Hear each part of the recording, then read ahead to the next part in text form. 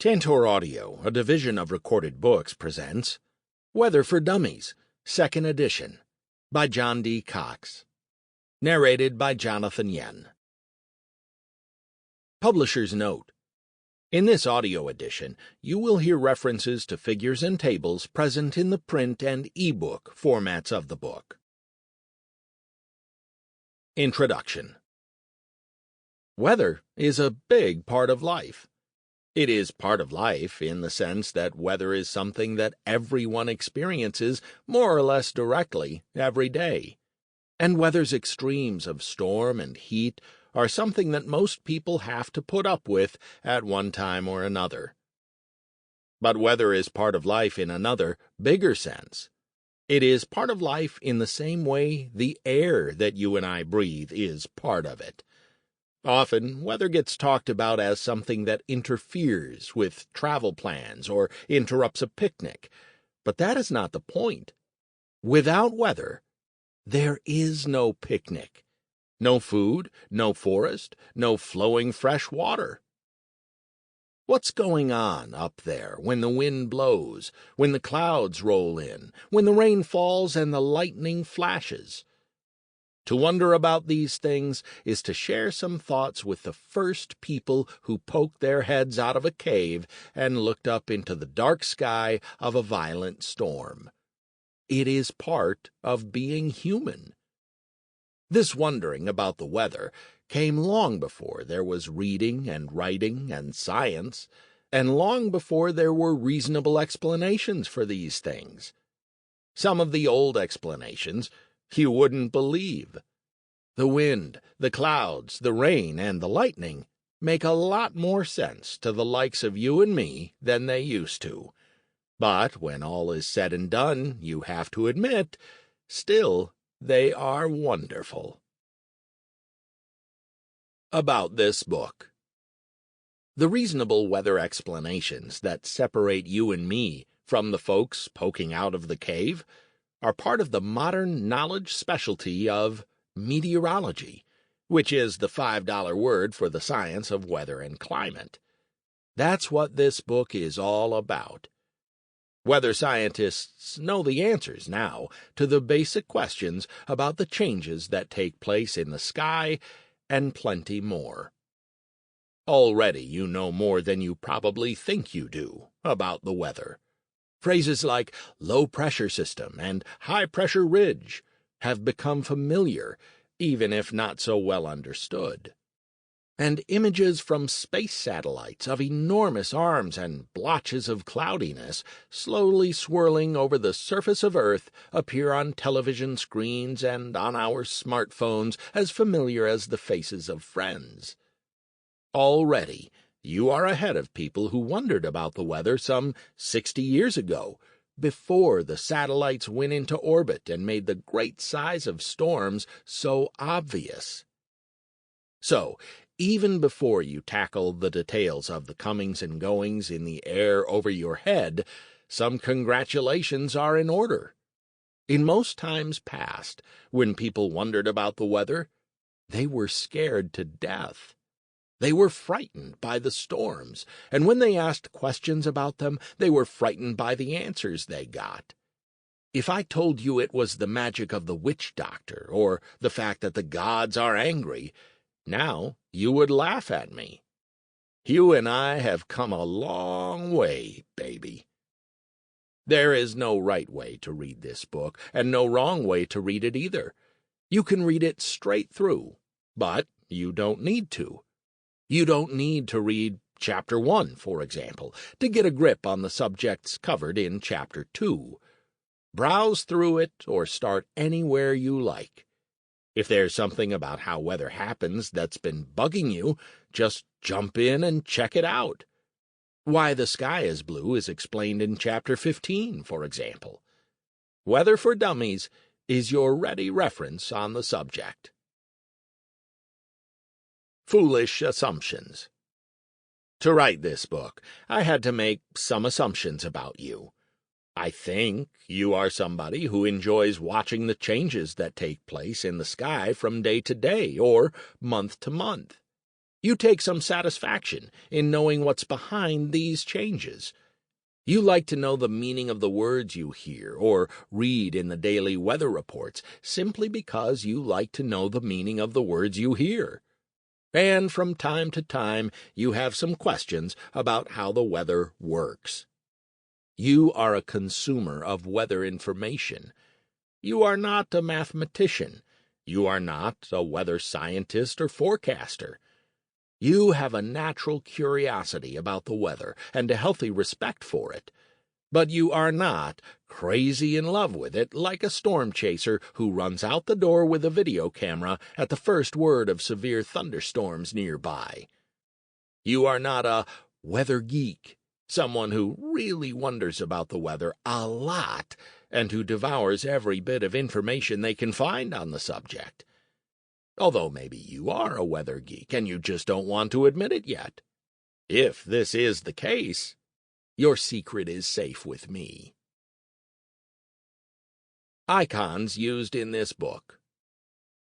Located in Weather for Dummies are a set of symbols that alert you to certain kinds of information. They help you sort through the wide variety of facts and details and put them in your own order. Here's what these symbols mean. Big idea.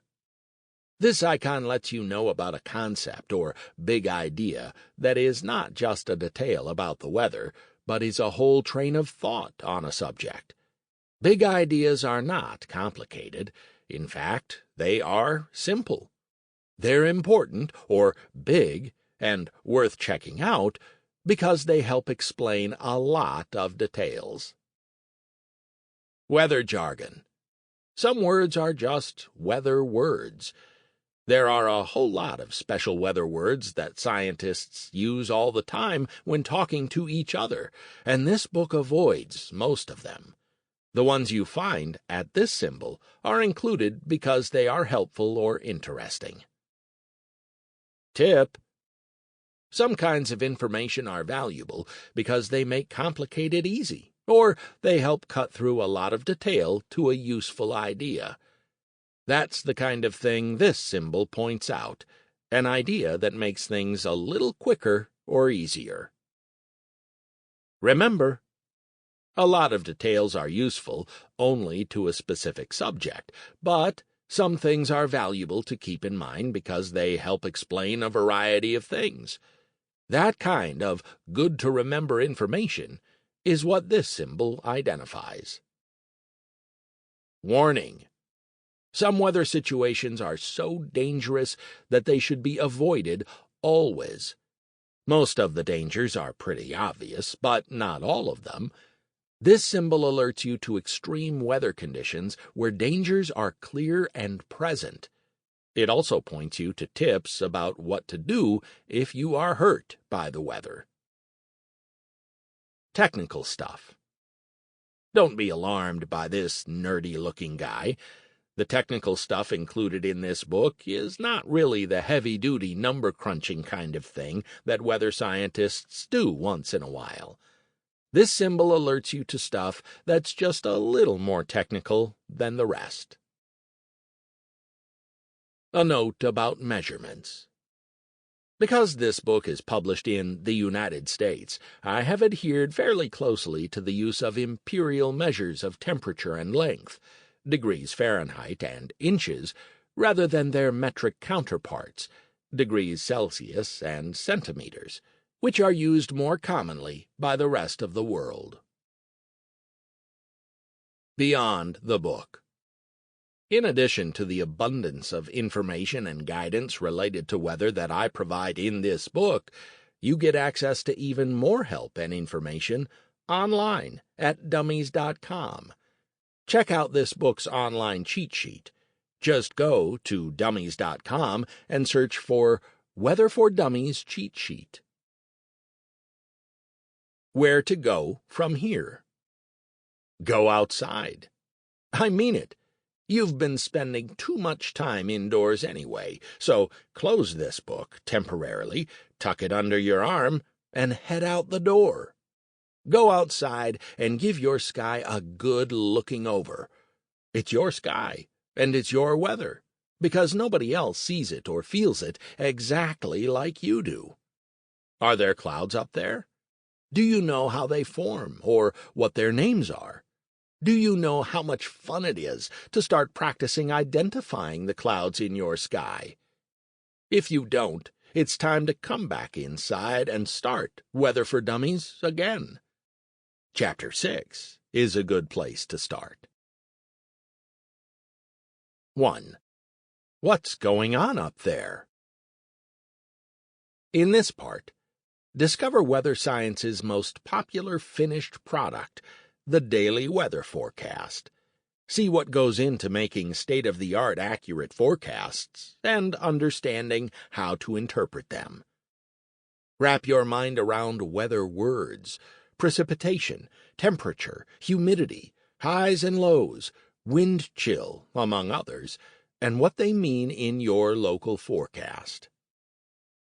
Find out about the things that make the atmosphere and its weather the way it is. So changeable, here today, gone tomorrow, as the saying goes. Find the answer to the question, what is fog exactly? As well as how the oceans and the land masses affect your weather. Chapter 1. What in the world is weather? In this chapter, looking at our imperfect planet, exploring the weather forecast, hanging with the weather celebrities. Earth is not a perfect planet. It may well be that none of them are, but, who are we to say?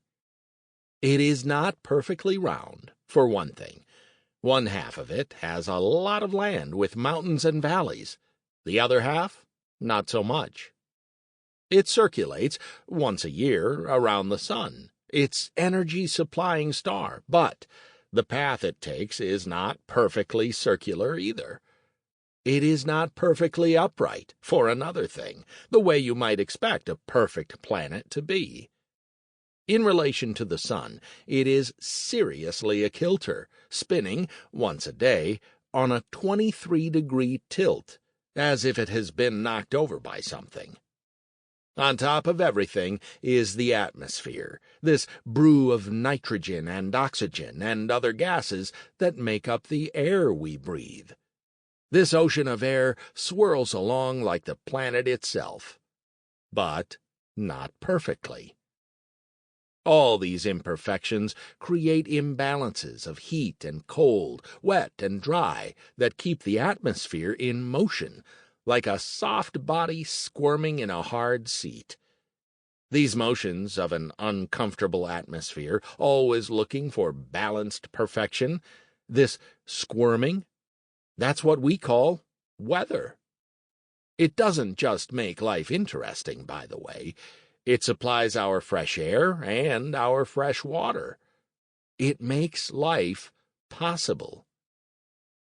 In this chapter, I give you a quick survey of the subject of meteorology, weather science, and wherein Weather for Dummies, you can find more information about each topic.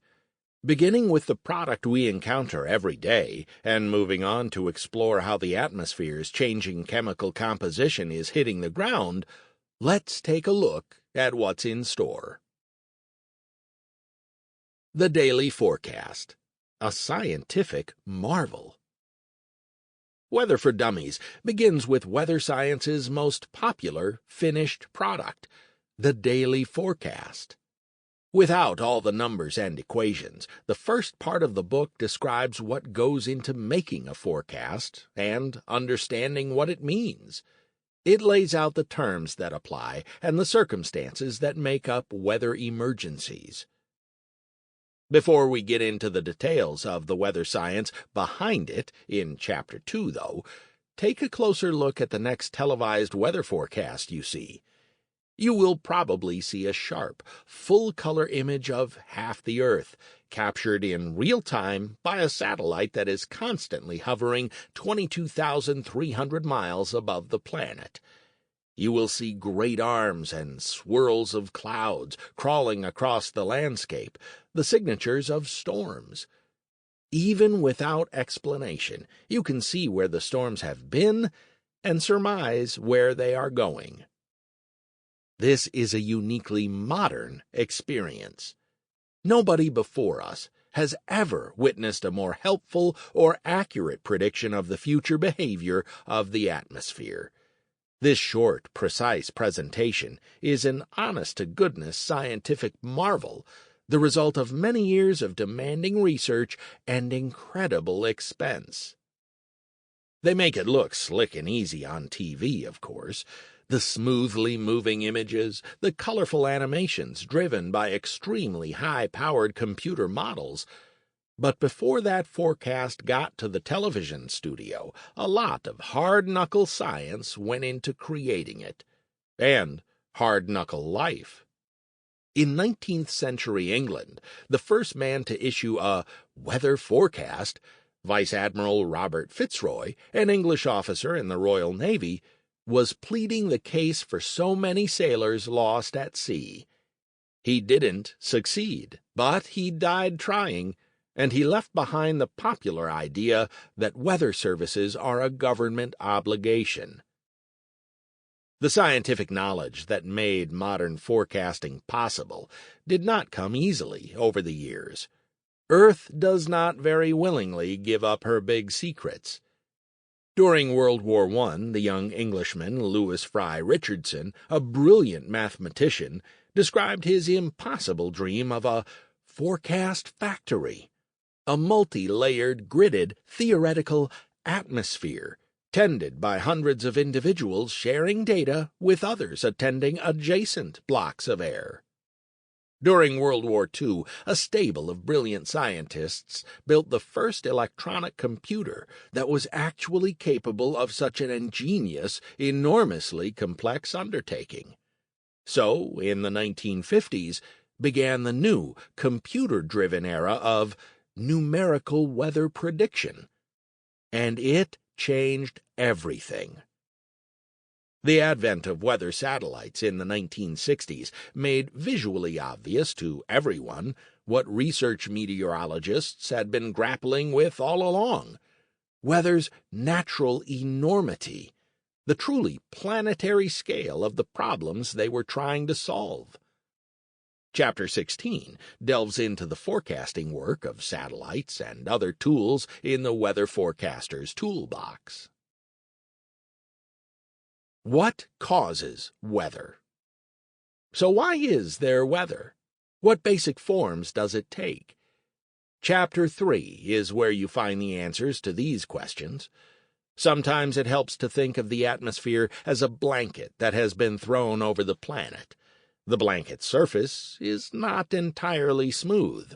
There are ridges and folds and bumps and dips here and there.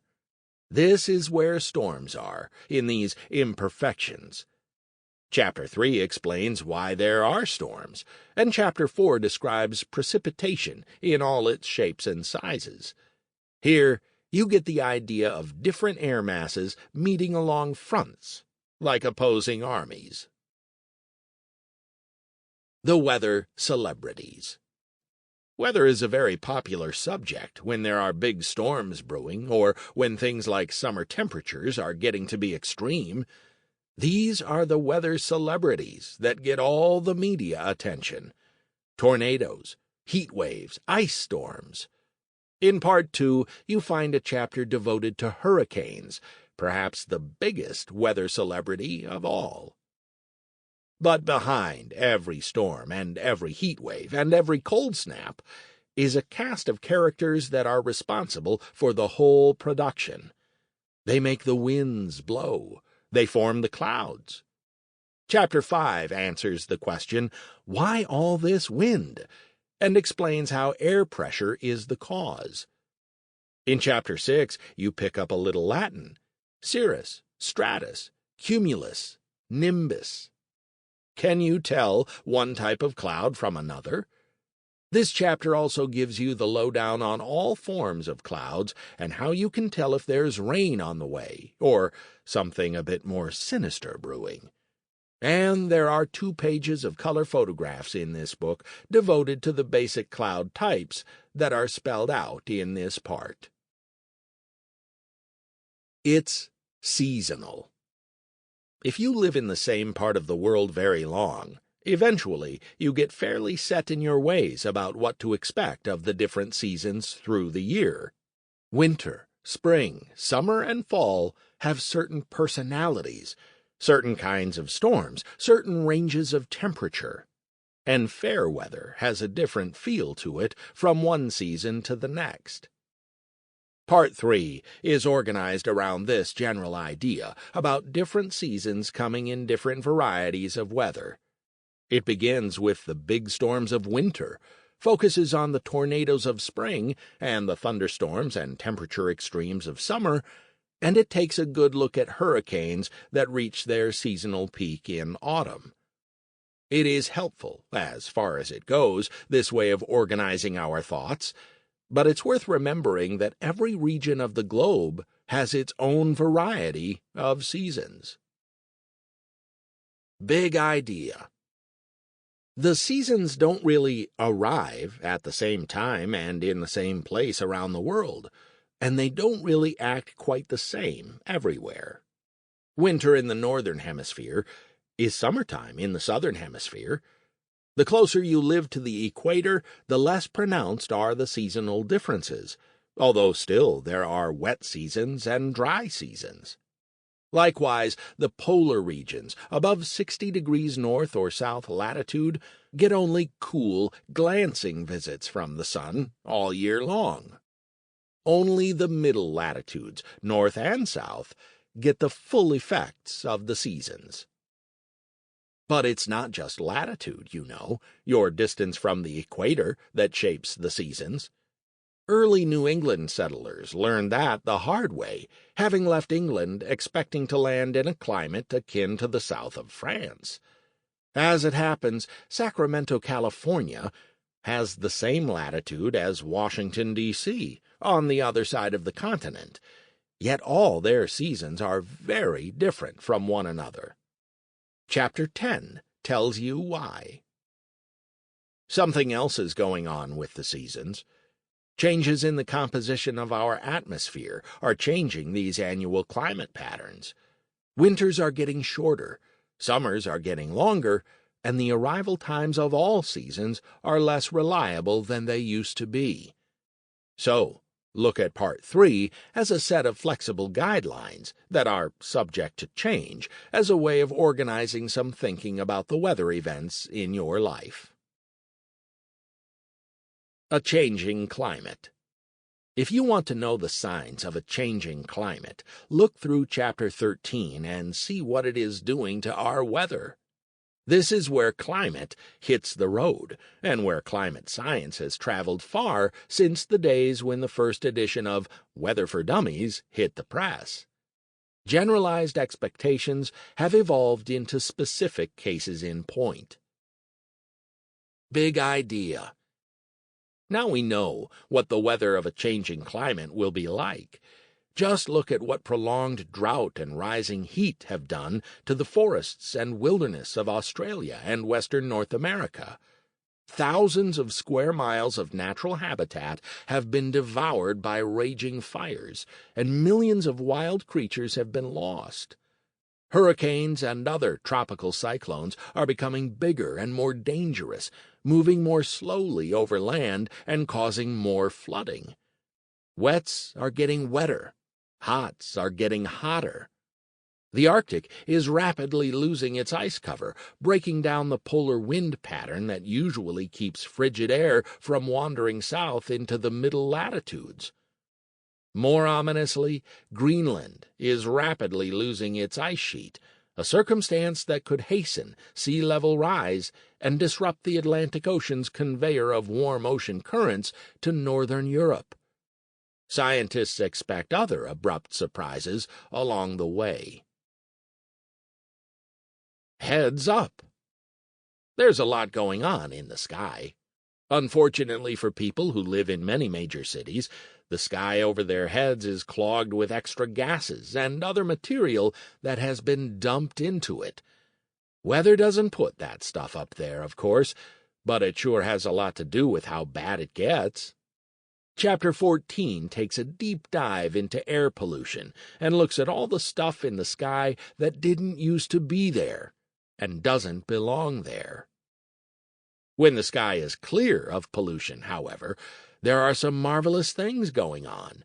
Effects like rainbows and sundogs and halos that form around the sun and the moon have been drawing rave reviews as long as people have been looking up. Part 5 describes how the atmosphere bends the light and plays all sorts of tricks on our eyes. Are you thinking about getting up close and personal with the weather? This part also describes cool weather experiments and famous weather experimenters, and takes a look at what you need to set up your own weather station. There is weather, and then there is weather. Once in a while, a storm or climate event like a drought comes along that is so terrible that it is remembered from one generation to another. It makes history. Part 6 takes a look at the most destructive storms in recent memory in the United States and around the world that made the Weather Hall of Fame. Before there was weather science, there were other ways of trying to figure out what the atmosphere was up to. This part also gives you a good look at weather lore, some of the famous sayings and proverbs and signs that have been passed down through the ages. Where do you go from here? Weather data and other information about the weather is a huge part of the Internet, and in the appendix you can find a list of major weather websites to get you started in the right direction. Chapter 2. Forecasts and Forecasting. In this chapter, Weathering the Forecast, Wising up to the key words, Trying out the tools, Going places with a weather map. Accurately and precisely forecasting weather is a very hard thing to do. In fact, a 100% accurate forecast is impossible. Find the butterfly effect in this chapter and see why.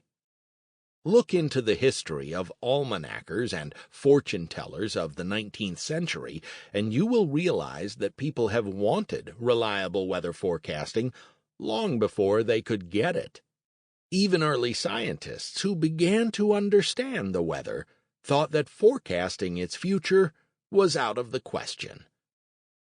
The local forecast may seem easy and breezy, but before it gets to the Internet and the screens of our mobile devices or TVs, a lot of hard science and heavy-duty number crunching has been going on.